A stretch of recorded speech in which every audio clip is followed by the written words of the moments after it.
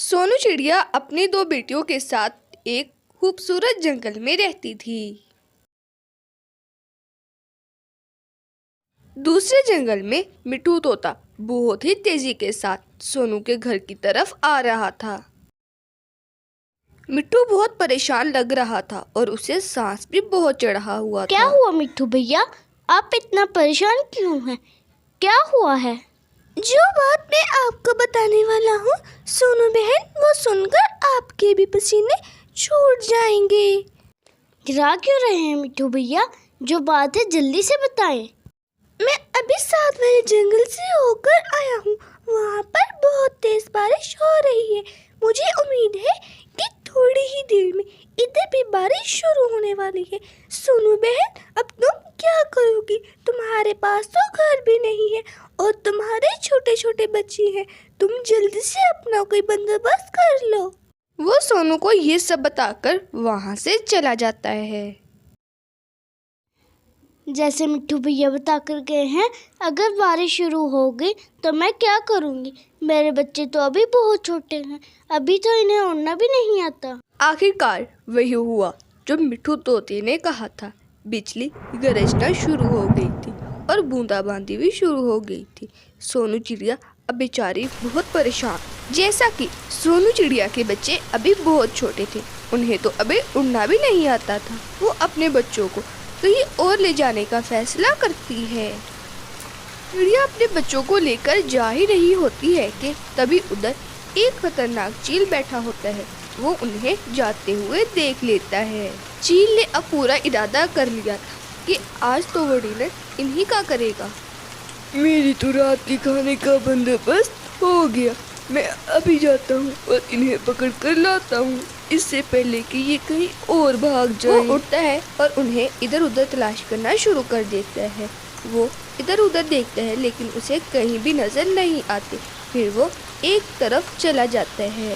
سونو چڑیا زور زور سے کالو کا دروازہ کھٹکھٹاتی ہے۔ سونو، اتنی زور سے دروازہ کون کھٹکھٹاتا ہے؟ اتنی تیز بارش ہو رہی ہے اور تم مجھے تنگ کرنے کے لیے آ گئی ہو، بتاؤ کیا بات ہے؟ بھیا، بارش بہت زیادہ تیز ہے، میرے بچے اتنی تیز بارش برداشت نہیں کر پائیں گے۔ کیا میں اپنے بچوں کے ساتھ بارش رکنے تک آپ کے گھر میں رک سکتی ہوں؟ ویسے تو تم بہت کہتے ہو کہ کالو بھیا برا ہے، سب کو بہت تنگ کرتا ہے، محنت بھی نہیں کرتا، ہر وقت گھر میں سوتا رہتا ہے۔ اب جب تم کو مصیبت آئی ہے تو تمہیں کالو یاد آ گیا۔ میں تو تمہیں نہیں آنے دوں گا اپنے گھر میں، بھاگ جاؤ یہاں سے۔ کالو انہیں باتیں سنا کر دروازہ بند کر لیتا ہے۔ آج تو میں نے ڈنر اسی کا کرنا ہے، چاہے کچھ بھی ہو جائے۔ مجھے لگتا ہے کہ وہ اس طرف کو گئی ہوگی۔ بڑی بھی، او بڑی بھی، جلدی سے دروازہ کھول، میں ہوں سونو چڑیا، میں بہت مصیبت میں ہوں۔ بڑی بھی، طوفانی بارش ہے اور ایک خطرناک چیل ہمارے پیچھے ہے، مجھے بارش رکنے تک اپنے گھر میں پناہ دے دو، میں بارش رکتے ہی یہاں سے چلی جاؤں۔ بڑی بھی سونو اور اس کے بچوں کو اپنے گھر میں لے آتی ہے اور انہیں کھانے کے لیے دانا بھی دیتی ہے۔ سونو بیٹا، تم سکون سے اپنے بچوں کو کھانا کھلاؤ اور آرام کرو، اب گھبرانے کی کوئی ضرورت نہیں ہے، اب بارش رک گئی ہے، میں باہر جا کر دیکھتی ہوں کہ کم وقت چیل ہمارے گھر کے آس پاس تو نہیں ہے۔ بڑی بھی جب باہر نکلتی ہے تو وہ دیکھتی ہے کہ موسم بالکل صاف تھا اور آس پاس چیل بھی نہیں تھا۔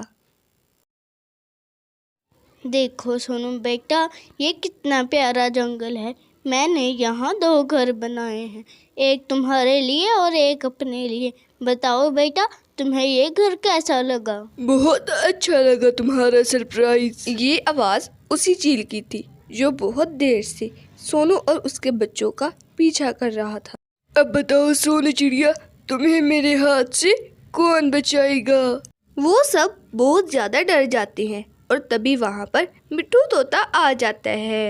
میں تمہارا مقابلہ کروں گا ظالم چیل، میرا مقابلہ کرنے کے لیے تیار ہو جاؤ۔ کیوں اپنی موت کو آواز دے رہے ہو؟